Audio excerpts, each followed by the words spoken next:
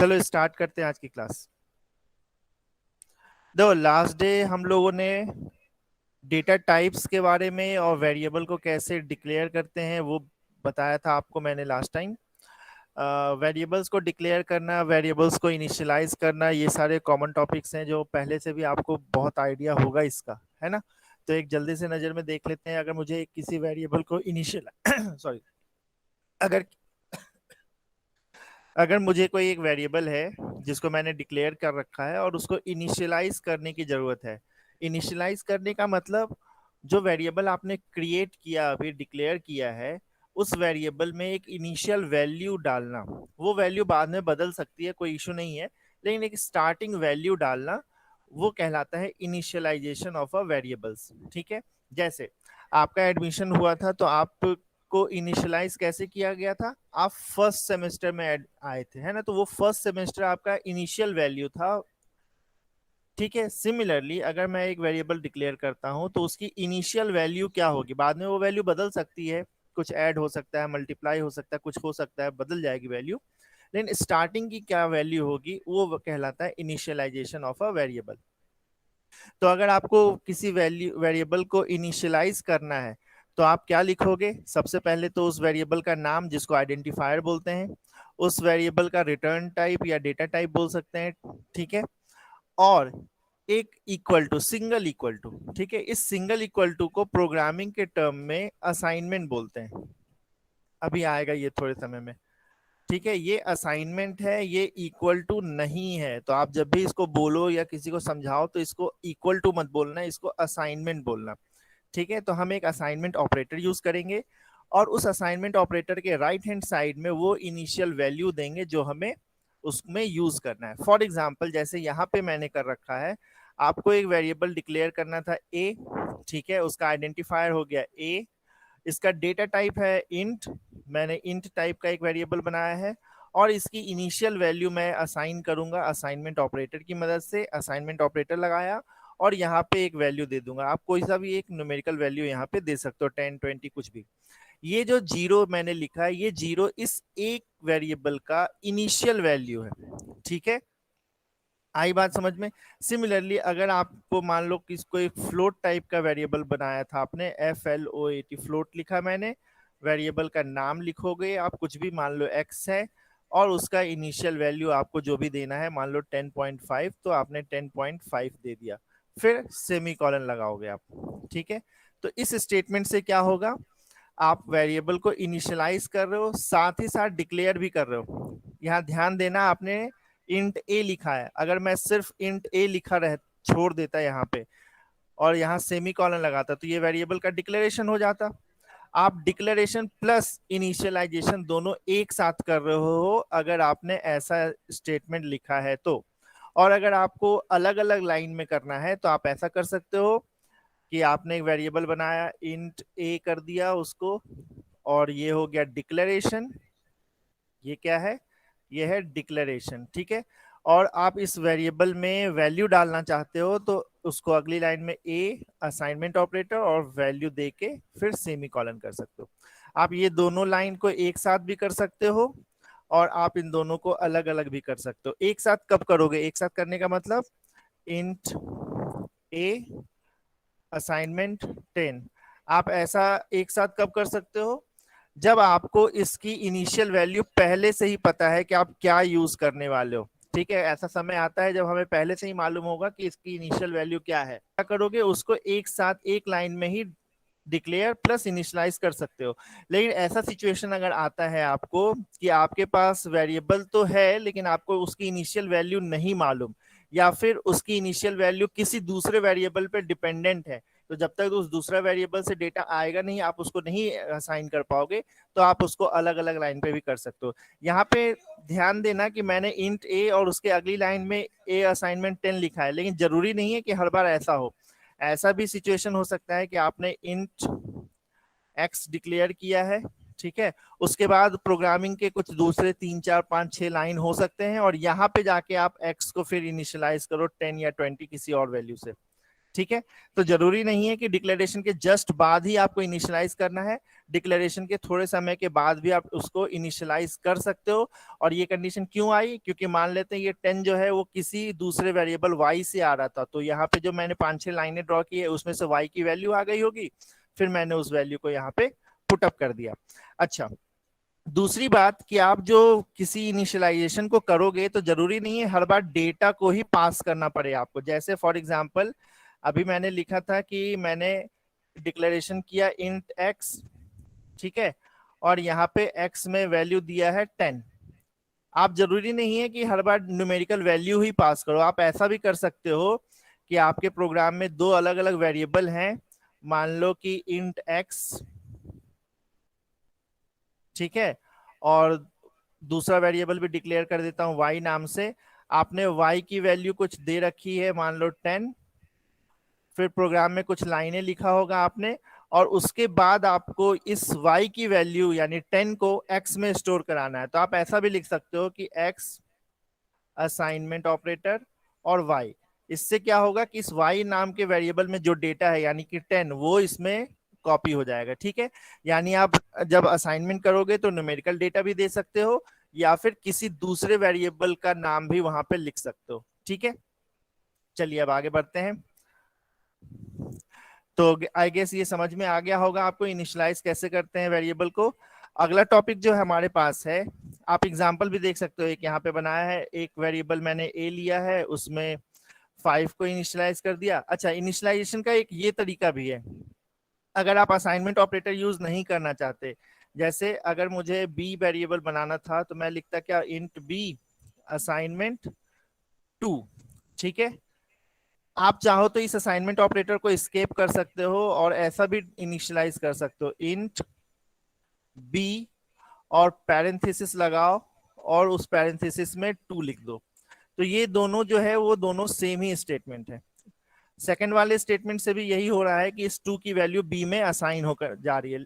जो frequently use होता है वो ये वाला मेथड होता है, ये वाला बहुत ही लेसन मेथड है यूज करने का, लेकिन इससे भी हम कर सकते हैं। ठीक है, अब आ जाओ थोड़ा बहुत स्ट्रिंग के बारे में जान लेते हैं। स्ट्रिंग्स क्या होता है, आपको याद होगा पिछले क्लास में हमने आपको बताया था कि एक डेटा टाइप होता है कैर नाम का। ठीक है, उस कैर डेटा टाइप की क्या प्रॉपर्टी होती है कि अगर मैंने कैर डिक्लेयर किया है, कैर एक्स, ठीक है, तो ये एक्स जो होगा इसके अंदर सबसे पहले तो इस एक्स को क्या होगा, कंप्यूटर की मेमोरी में एक स्पेस एलोकेट हो जाएगी। कितनी स्पेस एलोकेट होगी, 1 बाइट की।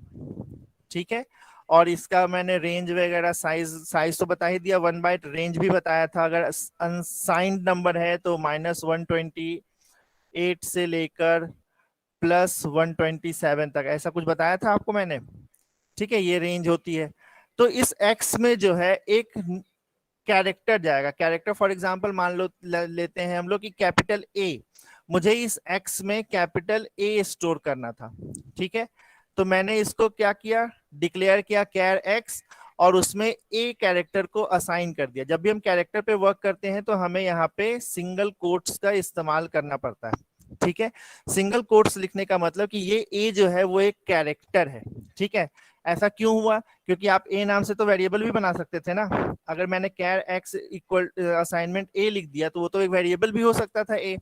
अगर इस ए को मैं एज ए कैरेक्टर दिखाना चाहता हूं तो मुझे यहाँ पे सिंगल कोट बनाना होगा। तो जब भी आप कैरेक्टर से डील करोगे तो आपको ध्यान देना है कि आप सिंगल कोट यूज कर रहे हो या नहीं पे। ठीक है, तो इस एक्स में मैंने ए नाम का कैरेक्टर जो है वो स्टोर कर दिया, यानी यहाँ पे जाकर ए आ जाएगा। ठीक है, सिमिलरली आप बी सी डी कुछ भी यूज कर सकते हो। आपने नोटिस किया होगा ये जो है वो सिंगल अल्फाबेट है। ठीक है, सिर्फ ए है। क्या हो अगर मुझे एप्पल स्टोर करना हो, क्या हो कि मुझे एक पूरा सेंटेंस स्टोर करना हो, जैसे today is Tuesday, Tuesday is Monday, ये सेंटेंस स्टोर करना हो, या फिर मुझे आज वेडनेसडे स्टोर करना हो, या मंडे वर्ड स्टोर करना जिसमें एक से ज्यादा अल्फाबेट्स आ रहे हैं, उस केस में कैरेक्टर डेटा टाइप आप यूज नहीं कर पाओगे। ठीक है, क्यों, क्योंकि कैरेक्टर की लिमिट है कि वो एक ही कैरेक्टर यूज कर सकता है। कोई सा भी सेंटेंस, कोई सा भी वर्ड जिसमें एक से ज्यादा कैरेक्टर आएंगे उसको आप कैरेक्टर डेटा टाइप से यूज नहीं कर पाओगे। तो उसका रिप्लेसमेंट क्या है, उसको कैसे यूज कर पाएंगे? तो उसके लिए हमारे पास एक नया डेटा टाइप होता है जो कि है स्ट्रिंग, STRING। स्ट्रिंग का मतलब कि सीक्वेंस ऑफ कैरेक्टर्स या कॉम्बिनेशन ऑफ कैरेक्टर्स। यहाँ पे एक अकेला वर्ड भी हो सकता है, एक लाइन भी हो सकती है, एक सेंटेंस भी हो सकता है, ठीक है। वो सब के सब स्ट्रिंग में चले जाएंगे। अब इस डेटा टाइप को अगर आपको यूज करना है तो उसके लिए आपको एक हेडर फाइल भी यूज करनी पड़ेगी एक्स्ट्रा, जो कि स्ट्रिंग डॉट एच, ठीक है। इस हेडर फाइल को यूज किए बिना आप स्ट्रिंग यूज नहीं कर पाओगे, ठीक है। यानी स्ट्रिंग क्या होता है, एक सेंटेंस होगा जिसमें एक से ज्यादा कैरेक्टर होगा। एक से ज्यादा कैरेक्टर, वो सिंपल एक वर्ड भी हो सकता है, एक सेंटेंस भी हो सकता है। उस स्ट्रिंग डेटा टाइप को अगर आपको यूज करना है तो एक हेडर फाइल यूज करना पड़ेगा जो कि स्ट्रिंग्स डॉट एच, ठीक है। तो इस इंट्रोडक्शन ऑफ स्ट्रिंग्स की अगर मैं बात करूं तो क्या होगा, यहाँ पे देखो, जैसे ये वाली लाइन है, दिस इज अ स्ट्रिंग, मुझे ये पूरा यहाँ टी से लेकर इस जी तक सबको स्टोर करना था, ये पूरा मुझे स्टोर करना है। तो ये मैं कैरेक्टर से यूज नहीं कर पाऊंगा, ठीक है। तो इसके लिए मैंने क्या किया, स्ट्रिंग डेटा टाइप को यूज किया। और स्ट्रिंग डेटा टाइप को यूज करने के लिए मैंने यहाँ पे आपसे बताया अभी फिर से कि आपको एक हेडर फाइल ऐड करना होगा जो कि है स्ट्रिंग, ठीक है। इस हेडर फाइल को आप ऐड कर लो। अब यहाँ इस सेंटेंस को देखो, इस पूरी स्टेटमेंट को देखो, ये क्या लिखा हुआ है। अगर मैं इसको इक्विवेलेंट बताने की कोशिश करूं तो देखो, जो पहला वर्ड लिखा है स्ट्रिंग, वो किसके जैसा है, कैरेक्टर के जैसा। या फिर इंट ले लेता हूं, इंट से ज्यादा आसान होता है बच्चों को समझना। पहला स्टेटमेंट किसके जैसा है, इंट के जैसा, यानी कि वो डेटा टाइप बता रहा है, ठीक है। जो दूसरा सेंटेंस, दूसरा वर्ड है माई स्ट्रिंग, ये क्या है, ये एक आइडेंटिफायर है। आप आइडेंटिफायर कुछ भी ले सकते हो, जैसे हम इंट में एक्स वाई जेड लेते थे, वैसे ही यहाँ पे एक आइडेंटिफायर है जिसका नाम है माई स्ट्रिंग। फिर हमने क्या करता है, इनिशियलाइज करने के लिए असाइनमेंट ऑपरेटर लगाते थे, तो वो असाइनमेंट ऑपरेटर आ गया। और फिर यहाँ पे उसकी वैल्यू, तो इस स्ट्रिंग में जो स्टोर्ड होगा वो वैल्यू कौन सा है, दिस इज अ स्ट्रिंग। यहाँ पे एक बात को नोटिस कीजिएगा कि आप जब स्ट्रिंग डेटा टाइप को यूज कर रहे हो तो आपको यहाँ पे कोट्स यूज करना होता है, ये वाले सिंबल यूज करने होते हैं, ठीक है। कैरेक्टर के केस में सिंगल कोट यूज करते थे, जबकि स्ट्रिंग के केस में आपको डबल कोट्स यूज करना होगा, ठीक है। ये बात क्लियर हो गई। आपको स्ट्रिंग अगर यूज करना है तो आपको डबल कोट्स यूज करना होगा, कैरेक्टर यूज करना है तो सिंगल कोट यूज करना होगा। और तब आप जाकर के ये वाला पूरा स्टेटमेंट, ये पूरा लाइन जो है उसको स्टोर कर पाओगे। अब फिर बिल्कुल पहले की तरह अगर मुझे वो डिस्प्ले कराना है तो सी आउट यूज करूंगा और वेरिएबल का नाम दे दूंगा, वेरिएबल का नाम है माई स्ट्रिंग। तो देखो आउटपुट स्क्रीन पे वो लिखा हुआ आ गया, ठीक है। एक सेकंड रुकना, ठीक है। तो ये स्ट्रिंग मेरे ख्याल से समझ में आ गया होगा आपको कि स्ट्रिंग को डिक्लेयर कैसे करते हैं। स्ट्रिंग को डिक्लेयर करने के लिए आपको लिखना होगा स्ट्रिंग, जो कि स्ट्रिंग क्या है, उसका डेटा टाइप। फिर पहले की तरह आइडेंटिफायर, एक नाम, जिस जो वेरिएबल का नाम आप देना चाहते हो, assignment operator, then double quotes, और उस डबल कोट्स के बीच में मैसेज, जो भी आपको सेंटेंस स्टोर कराना है। इसको यूज करने के लिए आपको एक हेडर फाइल एक्स्ट्रा ऐड करनी होगी जो कि है ios hash include string dot H, ठीक है।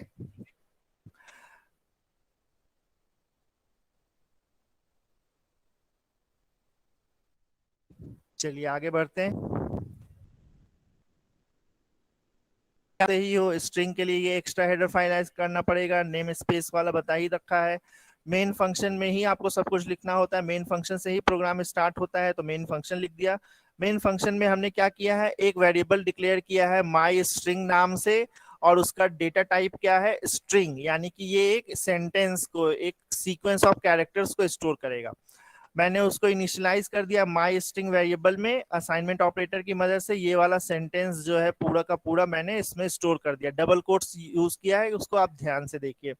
फिर सी आउट से आप उसकी डेटा को प्रिंट करा सकते हो। आपको डेटा प्रिंट कराने के लिए मैंने बताया था, वेरिएबल का अगर नाम लिखते हो सी आउट में, सी आउट के केस में अगर आपने कोट्स यूज किया है तो उस कोट्स के बीच में जो कुछ भी लिखा होगा वो एज इट इज प्रिंट होगा। लेकिन अगर आपने सी आउट में वेरिएबल का डेटा प्रिंट कराना चाहते हो तो आपको कोट्स को यूज करने की जरूरत नहीं है, सीधे यहाँ पे वेरिएबल का नाम लिख दो। तो वही देखो यहाँ पे सी आउट में वेरिएबल का नाम लिखा हुआ है। तो इससे होगा क्या, माई स्ट्रिंग वेरिएबल के अंदर जो कुछ भी डेटा है वो प्रिंट हो जाएगा। तो कौन सा डेटा था, this is the initial string content. तो देखो आउटपुट स्क्रीन पे वो मैसेज प्रिंट हो चुका है। उसके बाद आप चाहो तो अभी मैंने पहले भी बोला था कि इनिशियलाइजेशन आप जब करते हो तो उसकी वैल्यू जो है वो बदली जा सकती है। कैसे बदल सकते हैं, उसी वेरिएबल में असाइनमेंट ऑपरेटर की मदद से नया डेटा डाल दो। तो देखो माई स्ट्रिंग वही था, पहले उसमें इनिशियल स्ट्रिंग कंटेंट वर्ड लिखा हुआ था, लेकिन अब मैंने क्या किया, माई स्ट्रिंग में असाइनमेंट ऑपरेटर लगाकर एक नया सेंटेंस लिख दिया है। ये दोनों सेंटेंस अलग अलग है, वर्ड पे ध्यान दो, यहाँ इनिशियल लिखा है, यहाँ डिफरेंट लिखा है। अब दोबारा जब सी आउट करोगे तो उसकी वैल्यू जो है बदल गई, आपको दूसरा नया आउटपुट मिलेगा। यानी आप किसी भी वेरिएबल के अंदर स्टोर्ड डेटा को इनिशियलाइज करने के बाद चेंज भी कर सकते हो, कोई इश्यू नहीं है। ठीक है, आगे बढ़ते हैं। कॉन्स्टेंट्स, कॉन्स्टेंट्स क्या होता है इस पे हमें देखना होगा। कॉन्स्टेंट्स जो है वो ऐसा एक्सप्रेशन या ऐसी वैल्यू जो कि बार बार नहीं बदलती है, जो फिक्स्ड होती है। ठीक है, इस पे इसको कहते हैं कांस्टेंट। जैसे 1 ये एक नंबर है, फिक्स्ड हो गया। आप जब भी कोई वेरिएबल को इनिशियलाइज करते हो या कोई एक वैल्यू असाइन करते हो तो उस मोमेंट पर वो वाला वैल्यू जो है फिक्स्ड होता है। जैसे यहाँ पे a इक्वल टू 5, तो ये 5 जो है वो फिक्स्ड हो गया, किसमें, a में जाकर स्टोर्ड हो गया है, वो उसकी वैल्यू अभी फिलहाल नहीं बदलेगी। आप बाद में इसको अपडेट कर सकते हो किसी और वैल्यू से, लेकिन पर्टिकुलरली इस स्टेटमेंट में देखें तो इस स्टेटमेंट की वजह से ये वैल्यू जो है वो फिक्स्ड हो गई और उसमें जाके स्टोर्ड हो गई। लिटरल्स बोलते हैं उसको। आप असाइनमेंट ऑपरेटर के राइट हैंड साइड में, ये असाइनमेंट ऑपरेटर है, ये होगा उसका राइट हैंड साइड, ये होगा उसका left hand side. Right hand side को बोलते हैं आर वैल्यू, आपको ये पहले भी बताया था एक बार। लेफ्ट हैंड साइड में जो रहता है उसको बोलते हैं एल वैल्यू। ठीक है, ये असाइनमेंट वर्क कैसे करता है, आर वैल्यू के डेटा को एल वैल्यू की तरफ जो लिखा है उसमें पेस्ट कर देता है। ठीक है, तो यहाँ पे देखो 5 जो था वो है आर वैल्यू, ए जो है वो है एल वैल्यू। इस 5 को ए में पेस्ट कर दिया तो ए नाम का वेरिएबल जो बना था उसमें जाके 5 स्टोर हो गया है। ठीक है, तो ये जो 5 है, ये जो नंबर है यहाँ पे राइट हैंड साइड में, उसको बोलते हैं कांस्टेंट लिटरल्स। ठीक है, लिटरल्स बोलते हैं क्यों, क्योंकि ये वैल्यू अभी फिलहाल नहीं चेंज हुई है। तो लिटरल्स भी अलग अलग तरह के हो सकते हैं, वो डिपेंड करता है कि आप कौन से वेरिएबल में डेटा स्टोर करा रहे हो। जैसे अगर आपने इंटीजर स्टोर कराया है, इंटीजर टाइप के डेटा टाइप यूज कर रहे हो तो वो इंटीजर लिटरल्स कहलाएंगे। अगर आपने वहां पे फ्लोटिंग पॉइंट नंबर्स को यूज कर लिया है तो वो फ्लोटिंग लिटरल्स कहलाएंगे। अगर आपने कैरेक्टर टाइप को यूज किया है राइट हैंड साइड में तो वो कैरेक्टर कहलाएंगे। अगर आपने स्ट्रिंग यूज किया है तो वो स्ट्रिंग कहलाएंगे। कैरेक्टर ये है, स्ट्रिंग ये है, दोनों का डिफरेंस आपको समझ में आना चाहिए। आई बात समझ में, यहाँ पे कोई दिक्कत तो नहीं आ रही है। अब देखो, कई बार क्या होता है, हमें अपने स्टेटमेंट में, हमें अपने डिस्प्ले मैसेज में कुछ स्पेशल कैरेक्टर्स को यूज करना होता है। जैसे मान लो आपको एक न्यू लाइन ही प्रिंट करनी है। ठीक है, तो आप क्या करोगे, अगर आपको न्यू लाइन प्रिंट करनी है तो उसके लिए आपको लिखना होगा \n। ठीक है, अगर आपको टैब देना है, टैब का मतलब 8 कैरेक्टर्स का, 8 बिट्स का आपको स्पेस हो जाए, तो इसके बीच में अगर टैब अगर लगाना है तो आपको यूज करना होगा \t। ठीक है, उसी तरह से बहुत सारे यहाँ पे लिखे हुए हैं। मान लो आपको ये डबल कोट्स ही प्रिंट करना है, जैसे एक एग्जांपल देता हूं आपको, यहाँ पे एक एग्जांपल दिया हुआ होगा।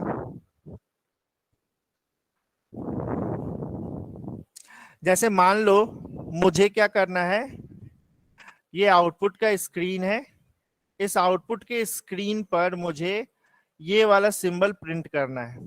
अब ये वाला सिंबल प्रिंट करने के लिए आप क्या लिखोगे, अगर प्रोग्राम में वर्ड यूज करो तो सी आउट यूज करोगे आप प्रिंट कराने के लिए, सी आउट यूज करोगे। और सी आउट में मैंने आपको बोला था क्या कि इस डबल कोट्स के बीच में जो कुछ भी लिख दोगे वो एज इट इज प्रिंट हो जाता है। यानी आपके दिमाग में आ सकता है कि आप डबल कोट्स तो लगाओ सी आउट के कारण, और क्योंकि ये वाला मैसेज डिस्प्ले करना, ये 11 नहीं है, ये कोट्स है, ठीक है। अगर आपको कोट्स प्रिंट करना है तो ये डबल कोट्स तो सी आउट में लगता ही लगता है, तो वो आप लगा दो, और एक सिंगल ऐसा लगा दो बीच में। तो आप ये सोच सकते हो कि ये वाला जो बीच का मैसेज है ये एज इट इज डिस्प्ले हो जाएगा, यानी ये वाला प्रिंट होके आ जाएगा। तो ऐसा नहीं होता, ठीक है। आपको अगर ये कोट को प्रिंट कराना है, बिल्कुल ये वाला मैसेज में ऐसा लिखा हुआ आ जाए ऐसा, तो आपको यूज करना होगा उसको इस तरह से। कैसे? मैं सी आउट वाला कोट तो लगाऊंगा ही, और बैक स्लैश लगाऊंगा, और फिर कोट्स लगाऊंगा। दोनों में अंतर दिख रहा है? यहाँ पे मैंने बैक स्लैश नहीं लगाया था, डायरेक्टली कोट लगा दिया था। तो ये जो है इसको कहते हैं स्केप, ठीक है, स्केप। इसमें होता क्या है कि इस कैरेक्टर के बाद, इस बैक स्लैश के बाद जो कुछ भी रहेगा वो यहाँ पे आ जाएगा।